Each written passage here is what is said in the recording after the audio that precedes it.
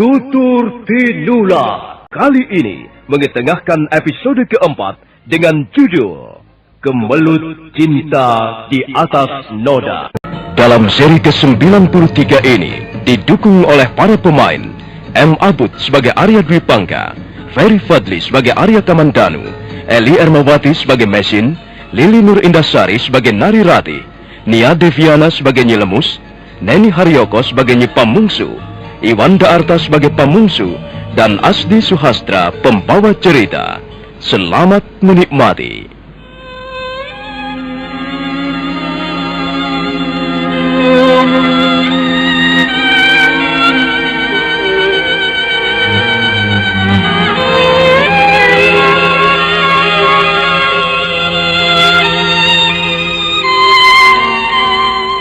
Desa Manguntur telah terlelap dalam mimpi daerah pegunungan yang dingin.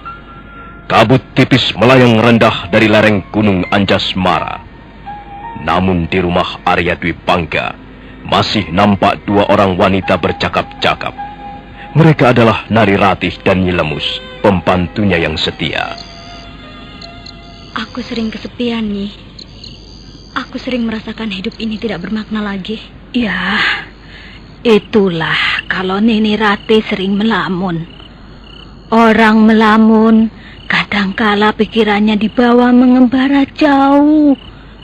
Kadangkala pikiran kita diseret ke dalam dunia khayal yang bisa mengendorkan semangat hidup, Nini. Tapi apa yang bisa kulakukan, Nyi, selain melamun?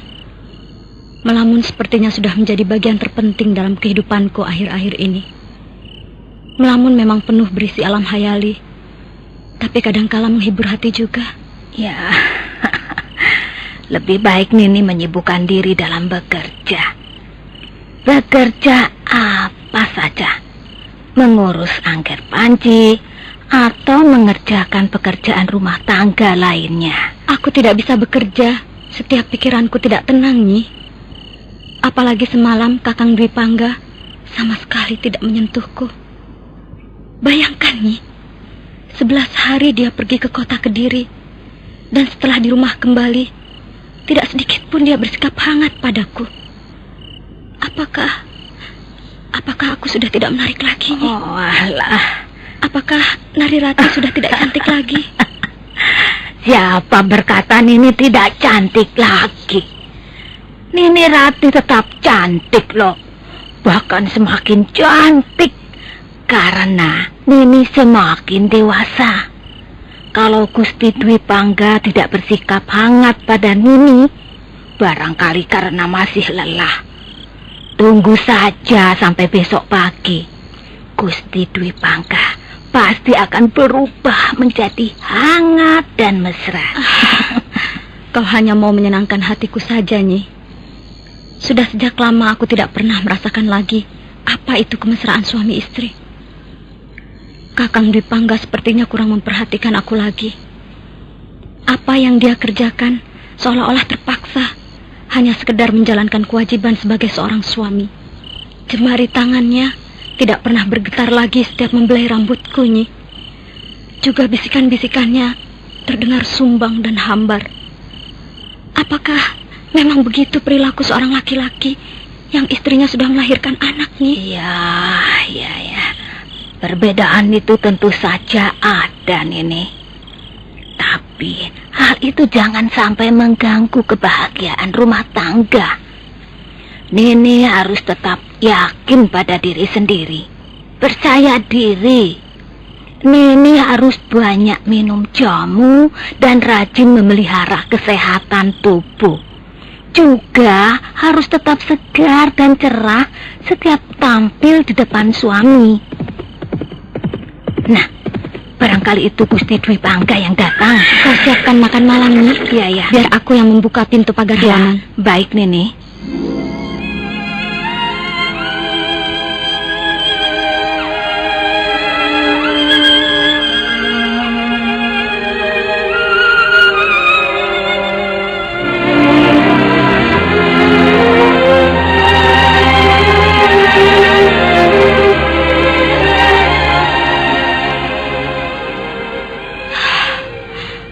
Kau Kau telah membuat kecewa Nyi Lemus, Kakang.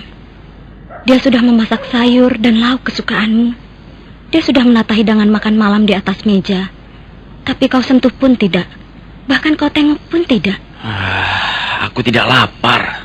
Kau juga telah membuat kecewa aku, istrimu. Aku hanya mau makan jika perutku merasa lapar.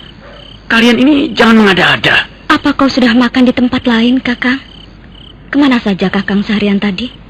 Aku mengunjungi seorang teman lama. Dan kau sudah makan di rumah teman lamamu itu? Ya, begitulah. Sudahlah, jangan ganggu aku. Jangan meributkan soal makan. Kau sedang menulis sesuatu, Kakang? Apa yang kau tulis di atas daun rontal itu? Syair? Syair? Kau menulis syair? Sudah lama sekali kau tidak pernah menyentuh gagang pena itu. Iya. Tiba-tiba saja aku ingin menyentuh gagang penaku ini. Syair apa yang sedang kau tulis, Kakang? Syair apa saja? Malam mengalir bagaikan sungai yang dalam. Pohon dan daun tidur di bawah cahaya bulan. Serangga bernyanyi di sela-sela rumputan. Tapi wajahmu hilang di balik kabut kegelapan. Indah sekali bunyi syair ini, Kakang. Berikan daun rontal itu padaku, Ratih. Kulihat di wajahmu air telaga yang biru. Kulihat di matamu seberkas cahaya sendu. Kulihat dirimu menyimpan gunung kebahagiaan. Tangan siapa mampu meraihnya? Bibir siapa mampu mengecup puncaknya? Nari Ratih, berikan syair-syair itu padaku. Untuk apa kau baca syair-syairku? Kau istri yang tidak menghormati suami. Tidak bolehkah aku tahu arti syair-syairmu ini? Untuk apa kau tahu? Kakang Dwi Pangga, aku istrimu. Tentu saja aku ingin tahu apa maksudmu menulis syair-syair seperti ini. Kau tidak akan tahu apa artinya. Aku tahu. Syair ini jelas kau tujukan untuk seseorang. Kau menuduhku berbuat selingkuh. Firasatku, naluri kewanitaanku yang membisikkan begitu. Entahlah mengapa, tapi tiba-tiba aku cemburu sekali kau menulis syair-syair seperti ini. Kau kan tahu aku senang menulis syair. Iya, aku tahu, Kakang. Kau senang menulis syair. Kau ahli membuat syair-syair yang indah, yang menghanyutkan hati dan perasaan seorang wanita. Bahkan dulu aku terpikat olehmu, dan akhirnya menjadi istrimu juga karena syair-syairmu. Dan sekarang kau tiba-tiba saja menulis syair. Setelah lama sekali hal itu tidak pernah kau lakukan. Apakah syair-syair ini kau tujukan padaku, pada istrimu? Kalau tidak, lalu pada siapa kau tujukan kata-kata ini? Siapa yang kau maksudkan dengan kau di sini? Wanita mana yang telah memikat hatimu, Kakang? Gadis mana yang telah membuatmu mabuk kepayang hingga kau melupakan aku, anakmu, dan keluargamu? Diam! Tidak, aku tidak akan diam. Aku tidak akan puas sebelum kau jawab pertanyaanku. Kau berikan atau tidak syair-syair itu, Ratih. Jangan membuat keributan di tengah malam begini. Jawablah pertanyaanku, Kakang. Kau tujukan untuk siapa syair-syair ini? Aku tidak sudi kau perintah. Aku tidak akan menjawabnya. Mana syair-syairku? Kurang ajar. Perempuan tidak tahu diuntung. Tunggu, Kakang. Tunggu. Kau telah menampar istrimu. Karena kau masih juga cerewet. Ingin tahu urusan laki-laki. Aku ingat pesan almarhum ayahku dulu. Sebelum beliau meninggalkan dunia fana ini. Beliau berkata bahwa jika suamimu telah menamparmu, maka kau harus berhati-hati. Kau harus waspada. Itu sebagai suatu isyarat bahwa dia mulai tergoda oleh wanita lain. Ratih! Kalau kau masih juga berdiri di situ dan ngoceh galor ngidul, aku akan menamparmu lagi. Sudah, Kakang. Sudah. Cukup. Bukan wajahku yang sakit karena tamparanmu ini, tapi hatiku. Hatiku ini yang lebih sakit. Baiklah. Aku tidak akan mengganggumu lagi. Tulislah syair-syairmu sesuka hatimu. Dan tujukan pada siapa saja. Aku tidak akan bertanya-tanya lagi. Selamat malam, Kakang Dwi Pangga.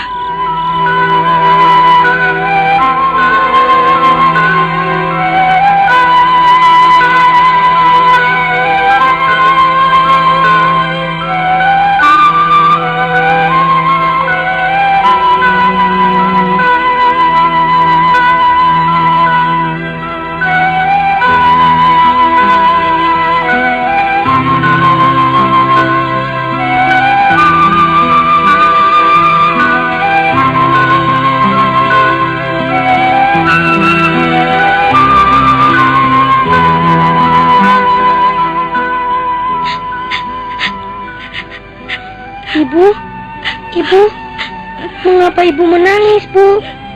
Mengapa Ibu menangis? Ibu menangis karena hati Ibu sedih, Nak. Mengapa hati Ibu sedih? Sudahlah, kau belum bisa mengerti anakku. Lebih baik kita tidur. Ayo tidur, sudah malam, Nak. Ayah di mana, Bu? Mengapa Ayah tidak tidur bersama kita di sini? Ayahmu belum mengantuk. Sudahlah, Panji. Sudah malam. Tidurlah. Dengar, Panji. Panji sayangkan sama ibu. Nah, kalau Panji sayang sama ibu, Panji harus tidur ya.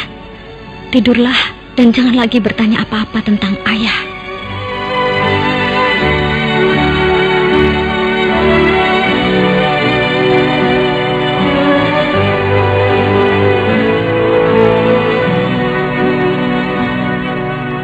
Seekor burung terbang rendah menyeberangi sawah. Musim panen telah berlalu bersama hujan malam itu. Kulihat kau tertegun di ambang pintu, dan rona wajahmu memancarkan sinar warna kelabu. Senja lenyap mengalir ke mulut cakrawala. Mega-mega hitam bergantung di angkasa. Kegembiraan bagaikan sirna dari permukaan bawana.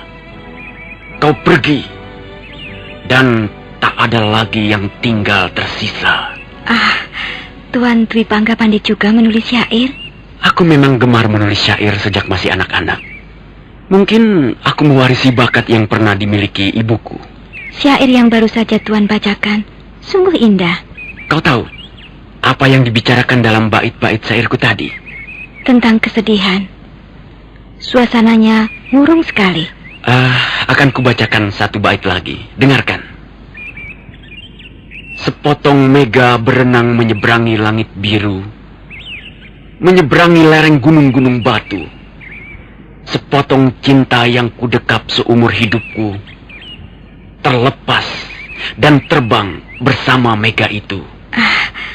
Bait syair Tuan kali ini jauh lebih indah, tapi juga lebih mengiris hati. Tuan bicara tentang kegagalan, kehilangan, keputusasaan. Apakah hal itu mencerminkan kehidupan pribadi Tuan yang sesungguhnya?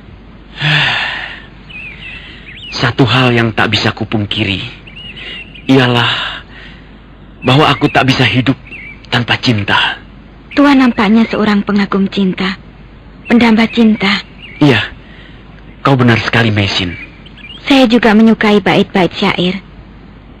Almarhum suami saya dulu marskal syair. Jadi kau pernah bersuami? Iya, saya adalah seorang janda. Kalian bercerai? Iya, kami diceraikan oleh maut. Kasihan. Saya masih ingat satu bait syair yang pernah diucapkan suami saya dulu, sebelum kami menikah secara resmi. Tuan mau dengar bunyinya? Oh, tentu. Coba lantunkan bait syair itu. Hujan turun bersama kabut menyapu bumi. Anjing hutan menggonggong kelaparan. Orang-orang menutup pintu-pintu rumahnya, dan mereka tinggal diam bersama keluarganya.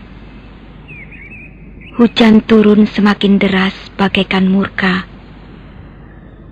Anjing hutan meraung penasaran. Tapi mendadak muncul sosok seorang lelaki. Dia berhenti di ujung jalan, menengok kiri kanan, lalu melangkah lagi, menembus kabut kegelapan. Dia terus melangkah, sementara hujan semakin gila, dan anjing hutan terus menggonggong di kejauhan. Nah, bagaimana pendapat Tuan tentang bait-bait syair ini? Bagus sekali bunyi kata-katanya. Bagus. Tapi terus terang, aku merasa ngeri mendengarnya. Syair itu seperti bercerita tentang keganasan, kebuasan.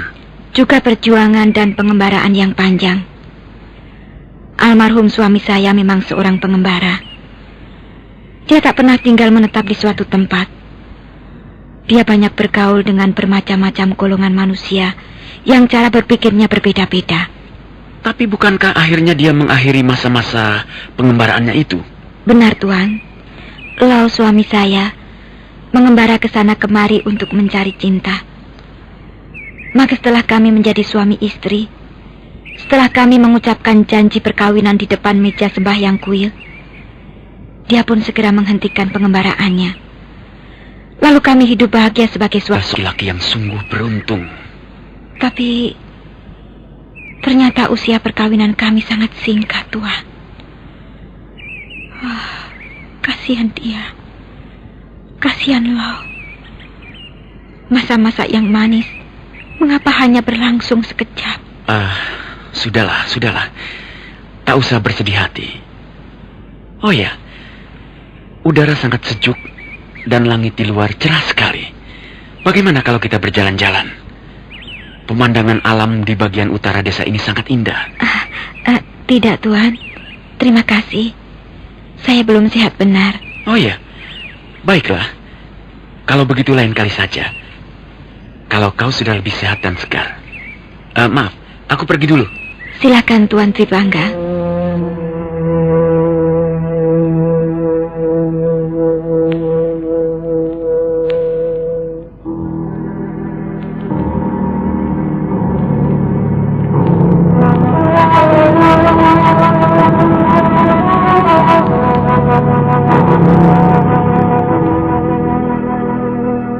Kasihan dia, wanita yang malang. Maksudmu Nona Mesin? Ya, siapa lagi? Dia hidup menderita di negeri orang. Dan nampaknya dia akan semakin menderita saja, Kakak. Mengapa semakin menderita? Ya, karena dia sudah berdiri di bibir sebuah jurang penderitaan yang lebih curam, lebih gelap, dan lebih dingin. Kau ini ngomong apa, Nyi? Aku kok tidak mengerti. Kalau sampai hal itu terjadi, Kakang, kau ikut andil besar. Kau harus bertanggung jawab. Bertanggung jawab apa? Kau kira aku tidak tahu siapa gustimu, Arya Dwipangga itu? Dia lebih buas dari seekor macan yang lapar. Dia tukang bermain wanita, Kakang. Dia pandai menaklukkan hati wanita, pandai merayu, dan sekaligus menceburkan korbannya ke dalam kegelapan sumur penderitaan yang dalam. Kukira penilaianmu tentang Gusti Dwipangga terlalu berlebihan. Kakang, aku tidak rela, Kakang, melihat Nona cantik itu menjadi korban gustimu itu. Gusti Dwipangga hanya ingin menghiburnya, Nyi. Dia tidak bermaksud apa-apa kok. Kau ini terlalu berprasangka buruk tanpa bukti. Jangan begitu, Nyi. Bagaimanapun juga, Gusti Dwipangga sudah banyak membantu kita. Memang benar, dia sudah banyak membantu kita, Kakang. Tapi apakah dengan begitu dia boleh berbuat apa saja di rumah kita terhadap seorang wanita yang masih bersih dan suci? Alah, sudahlah, Nyi, sudah. Kita jangan meributkan soal ini. Kita menjadi penonton saja, penonton yang baik. Kau bukan wanita, Kakang. Kau tidak bisa merasakan apa yang dirasakan seorang wanita. Nyi, ku katakan sudah. Jangan ikut campur urusan pribadi Gusti Dwipangga.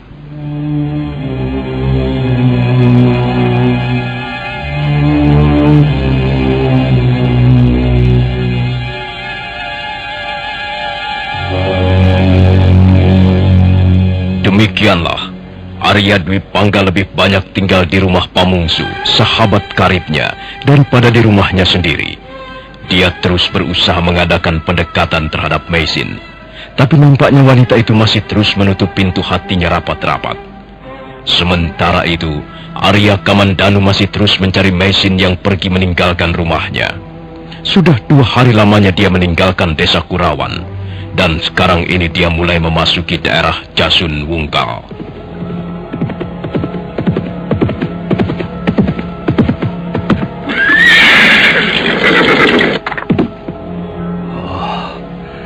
Kemana aku harus mencarinya? Mungkinkah dia telah pergi jauh? Atau barangkali dia nekat membunuh dirinya sendiri? Oh, Mesin, mengapa kau tergesa-gesa pergi? Mengapa kau tidak mau menunggu keterangan dari mulutku? Apakah kau sudah tidak percaya lagi pada Arya Kamandanu?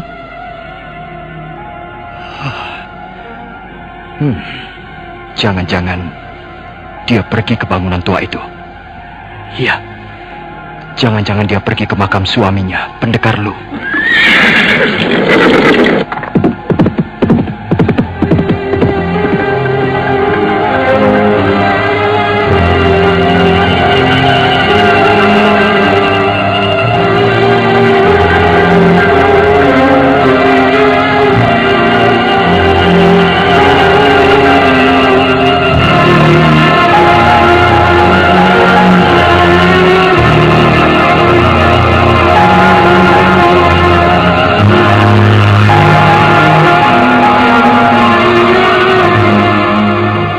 Kuda yang ditunggangi Arya Kamandanu melesat bagaikan terbang menuju kaki gunung Anjasmara. Hewan itu terus menghentakkan kaki-kakinya yang panjang menyusuri jalan setapak. Sementara Arya Kamandanu duduk dengan tenang di atas punggungnya. Nah, saudara pendengar, bagaimanakah kisah selanjutnya? Selamat menikmati. Matahari telah agak tinggi. Angin yang lembut bertiup dari celah lereng Anjasmara. Dan angin itu terus meluncur turun, menyapu lembah, membelai pohon-pohon yang tumbuh di sekitar lembah-lembah di bawahnya. Arya Kamandanu masih duduk terguncang-guncang di atas punggung kudanya. Pakaiannya yang lusuh berkibar-kibar tertiup angin.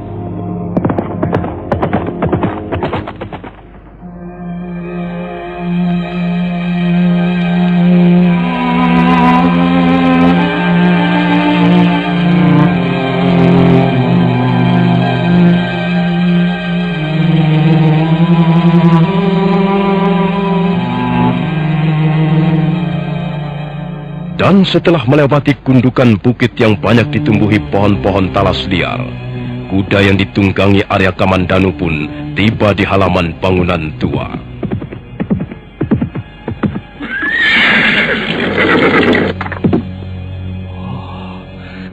Bangunan tua ini sepi sekali. Tak kudengar ada desah nafas manusia di sini. Kalau begitu, Mesin pasti tidak kemari. Lalu, kemana dia? Oh, hatiku sedih begitu melihat bangunan tua ini. Batu-batu yang tersusun dan berlumut sepertinya melambangkan bangunan kehidupan manusia yang diselimuti rahasia keabadian. Sesaat lamanya Arya Kamandanu duduk di atas punggung kudanya, menatap bangunan tua yang sama sekali belum menampakkan perubahan apa-apa. Masih seperti beberapa waktu yang lalu ketika ditinggalkannya bersama Mesin. Arya Kamandanu lalu melompat dari atas punggung kudanya. Hatinya terasa kosong ketika melangkah menghampiri bangunan tua yang tegak perkasa, berdiri dengan wajah tuanya yang dingin di hadapannya.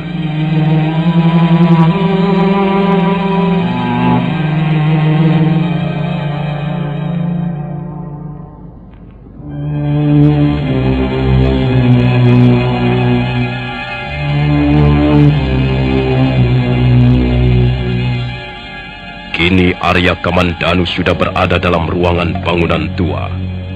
Dinding-dinding batu masih seperti ketika ditinggalkannya, tua dan berlumut, tapi sepertinya tak akan mengalami perubahan oleh gejolak sepanjang zaman. Potongan-potongan kayu bakar berserak di depan tangga dengan setumpuk abu di sekitarnya. Disitulah dulu dia biasa duduk sepanjang malam, membakar daging kelinci atau babi hutan. Sementara Mesin dengan tabah dan tekun merawat Pendekar Lo, almarhum suaminya yang terluka di ruangan sebelah. Mesin. Mengapa wanita asing itu begitu berkesan dalam hatiku? Wajahnya, senyumnya yang tak lepas dari rintihan penderitaan, sepertinya sudah terpatri dalam benakku untuk selamanya.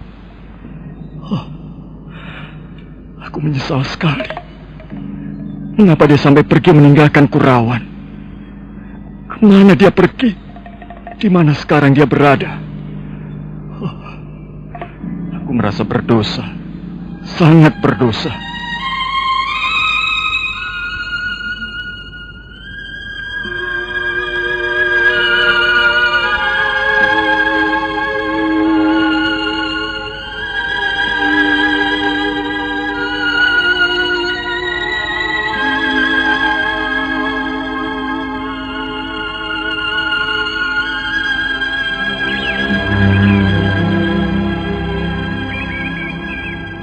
Arya Kamandanu, karena tidak tahan mengenang apa yang pernah terjadi dalam bangunan tua, akhirnya melangkah perlahan ke halaman samping. Dan sebentar kemudian, dia sudah duduk bersila di depan sebuah makam yang mulai ditumbuhi pohon-pohon ilalang. Sambil mencabut pohon-pohon ilalang itu, Arya Kamandanu mendesah pelan dalam hatinya. Pendekar Lu. Maafkan aku, Pendekar Lu. Aku telah lalai menjaga Mesin. Aku telah alpa. Dan sekarang istrimu itu pergi entah kemana. Maafkan aku. Aku menyesal sekali.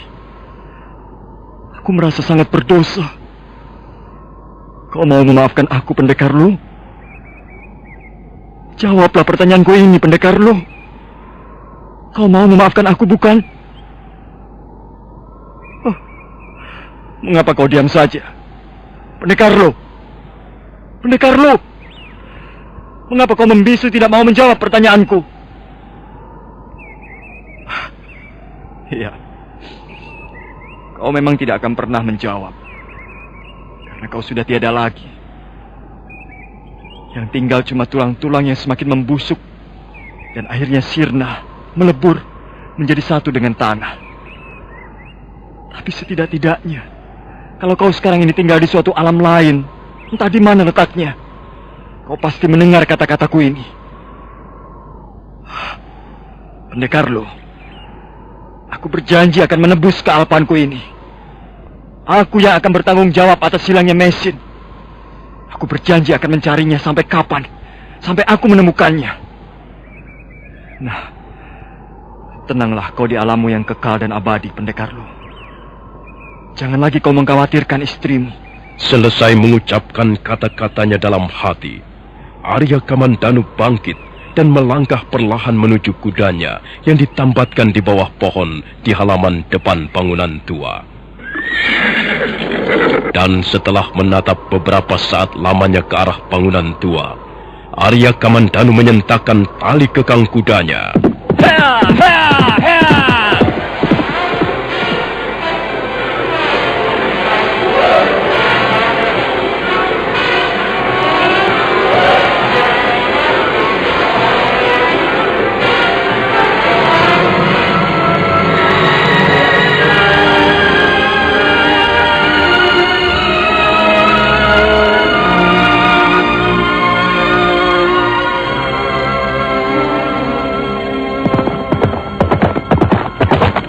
Arya Kamandanu terus memacu kudanya. Menjelang tengah hari dia sudah kembali berada di tepian desa Kurawan. Mendadak dia melihat Nyi Rongkot, pembantunya yang setia, bergegas berjalan entah mau kemana.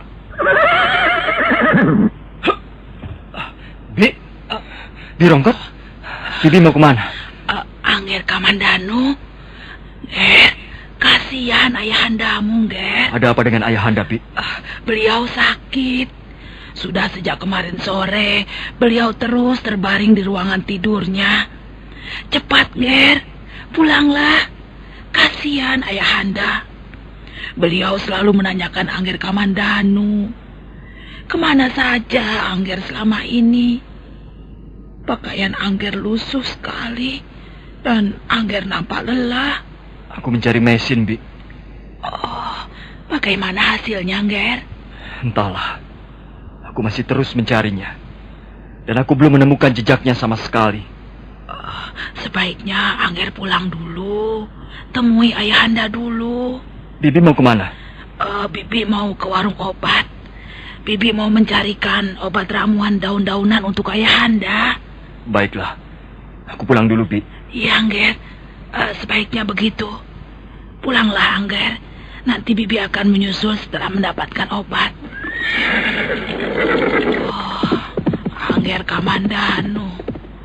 Kasihan sekali Angger Kamandanu. Agaknya Nona Mesin telah menjadi sesuatu yang sangat berharga dalam diri Angger Kamandanu.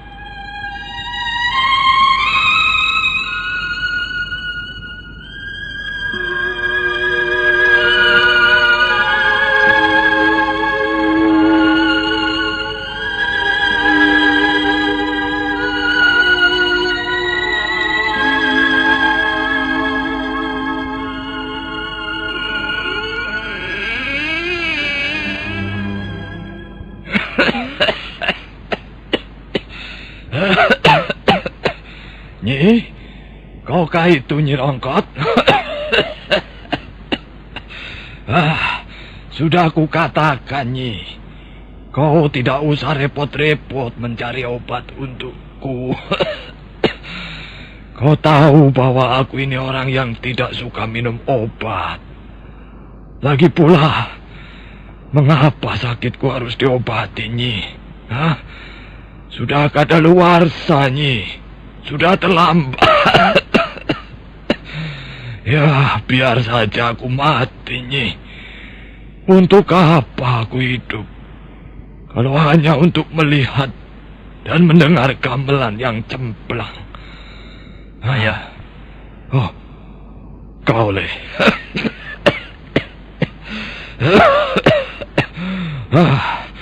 Aku kira Nyi Rongkot yang membuka pintu itu tadi.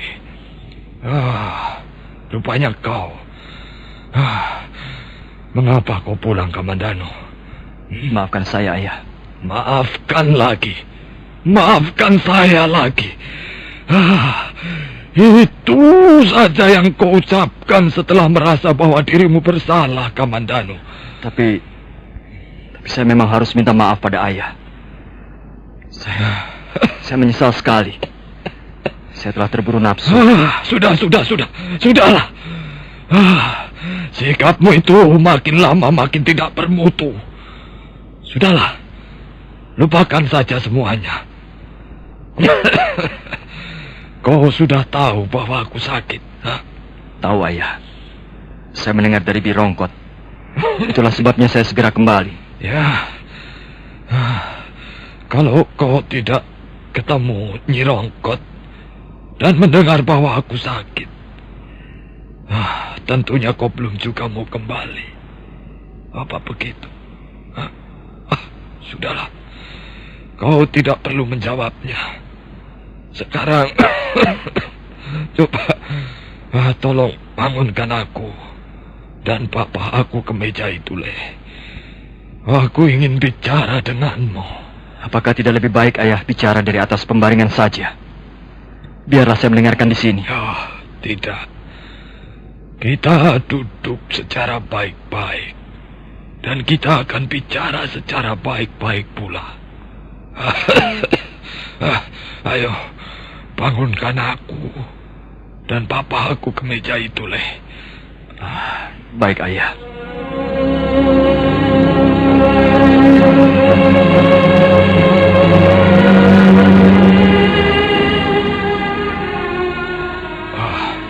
Coba, tolong tuangkan air putih untukku. Ini cangkirnya. Baik, Ayah. Ini, Ayah. Iya, ya.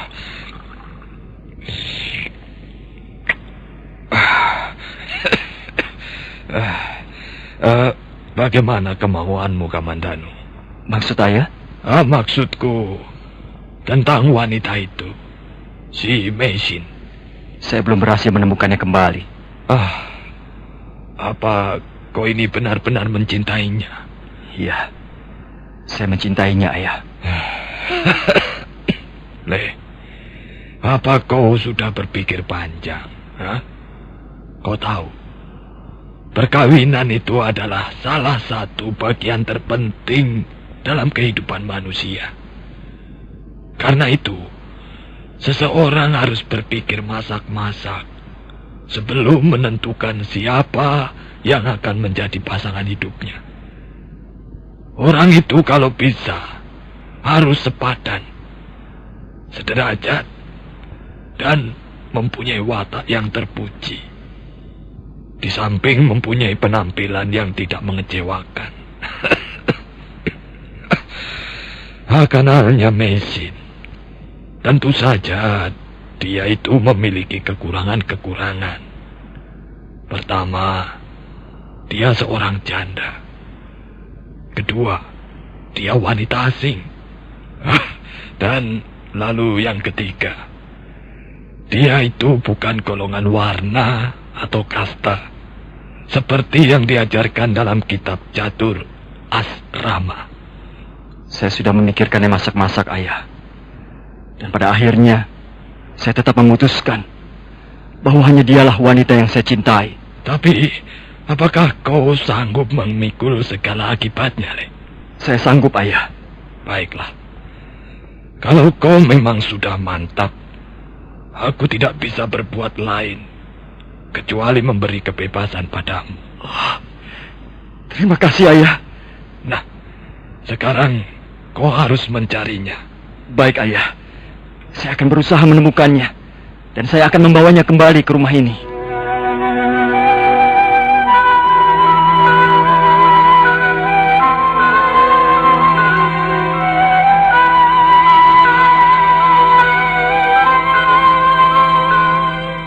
Matahari pagi keluar dari kandangnya. Sinarnya mengusir embun pagi yang dingin. Bunga-bunga merekah tengadah ke angkasa raya. Pucuk-pucuk daun tersipu dicumbu silirnya angin. Lihatlah, sungai Kapulungan yang tenang. Dia mengalir membelah kaki gunung Welirang. Di bawahnya 1000 dongeng yang tak pernah usang.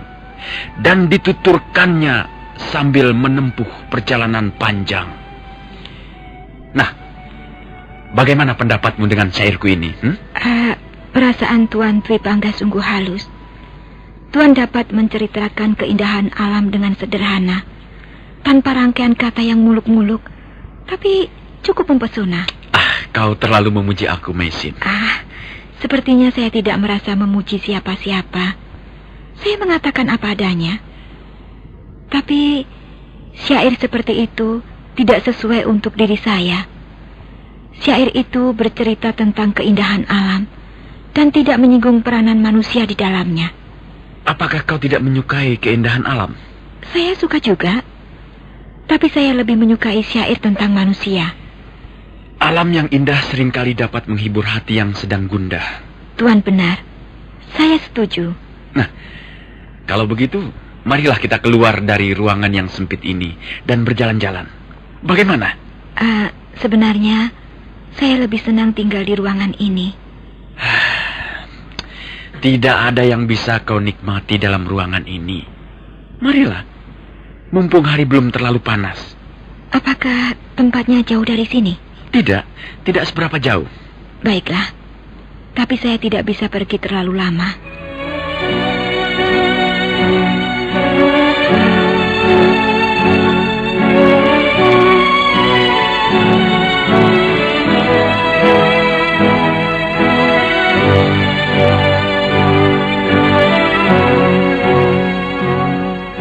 Arya Dwi Pangga keluar dari ruangan dan terus berjalan mengiringi Meisin yang berjalan di depannya. Mereka terus melangkah menyusuri tegalan yang penuh ditumbuhi tanaman ketela pohon dan kunyit. Mereka sama sekali tidak merasa bahwa langkah-langkahnya diikuti orang lain. Tuan bohong. Tuan berkata bahwa tempatnya tidak terlalu jauh. Apakah kau merasa lelah? Tidak, tapi saya enggan berjalan jauh. Barangkali keadaan tubuh saya belum pulih sama sekali. Sebentar lagi kita akan sampai, Meisin. Kita tinggal menyeberangi rumpun belukar di depan itu, lalu naik ke atas tebing sana. Sungai itu akan nampak jauh lebih indah jika dilihat dari atas tebing yang tinggi. Ayolah. Atau kau ingin ku gendong? Jangan. Saya masih kuat berjalan sendiri. Atau mari kupapah tanganmu. Jangan, Tuan. Tidak usah. Saya bisa berjalan sendiri. Mari, kita teruskan lagi. Bukankah sudah dekat? Sebentar. Ada apa? Sepertinya ada yang mengikuti langkah-langkah kita. Tapi aku tidak mendengar apa-apa. Dia mengikuti dari jarak yang agak jauh. Mungkin seekor babi hutan atau anjing liar. Coba, akan kulempar dengan batu ini.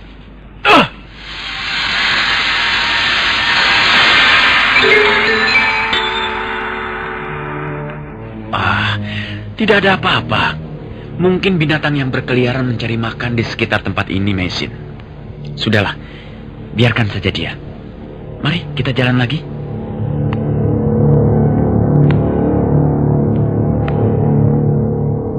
Apa yang dikatakan Arya Dwi Pangga ternyata keliru. Memang benar, ada yang mengikuti langkah-langkah mereka. Orang itu menyembulkan wajahnya dari balik semak belukar ketika Arya Dwi Pangga dan Meisin meneruskan perjalanannya. Mau dibawa kemana Nona Meisin itu?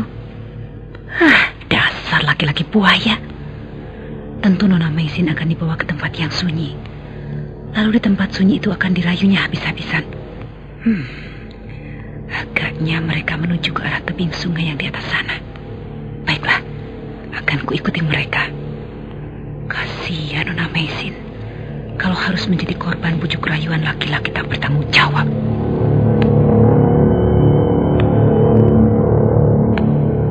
Orang itu yang ternyata adalah Nyi Pamungsu terus melangkah mengikuti Arya Dwi Pangga dan Meisin dari jarak jauh.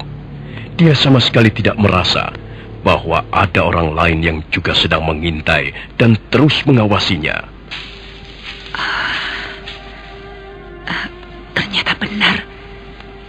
Mereka pergi ke atas tebing sungai di atas sana. Apa yang harus kulakukan?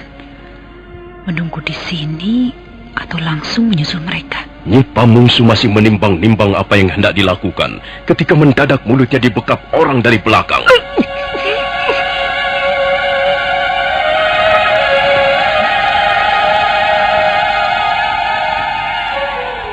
Nyi Pamungsu sangat terkejut. Jantungnya seperti berhenti berdenyut. Tapi dia tidak bisa berbuat apa-apa, walaupun tenaganya sudah dikerahkan untuk melepaskan dirinya dari bekapan orang itu. Nah, saudara pendengar, bagaimanakah kisah selanjutnya? Apa yang akan terjadi atas diri Nyi Pamungsu? Dan apa yang akan dilakukan Arya Dwi Pangga di atas tebing sana? Silakan menunggu seri berikutnya. Sampai jumpa.